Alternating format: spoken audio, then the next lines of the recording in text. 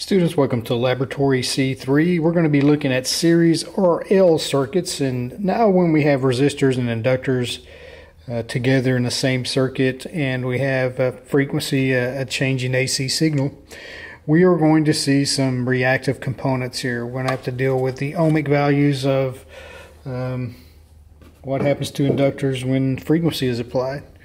Now, I've taken some liberties with this laboratory because I think under the conditions it's going to make it easier for us to understand how or get these resistances or the ohmic values a little bit matched up better. So we're going to use the 220 ohm resistor and the 100 ohm resistors rather than what is called out for the lab. And then our inductors are going to be the 250 millihenry and the 100 millihenry inductors. And as we go through the math, we use the 2 pi f of L equation. Then we can calculate what the resistance would be for, or the opposition to the flow of currents, maybe a better way to say that. The ohmic value would be 94 ohms. And the opposition to current here for this inductor would be 38 ohms. Again, we're going to build this circuit just in a straight series circuit. We have R1, R2 are changing, so my components have changed according to the experiment. And again, if you look at my experiment here,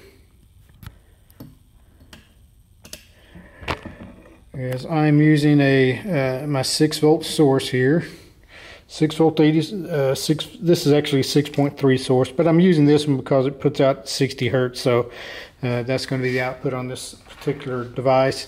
So I have my source here tied at one end, and then bus at the bottom of this circuit is the other end of the source.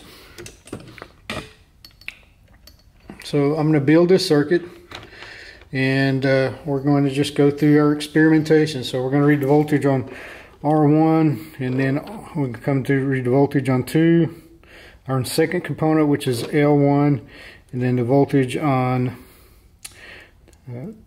the third resistor here, or the second resistor R2, and then the voltage on L2. So we're going to look at that, and you're going to go fill out your chart here. Again, similar to what we did last time, is that we figure out our impedance.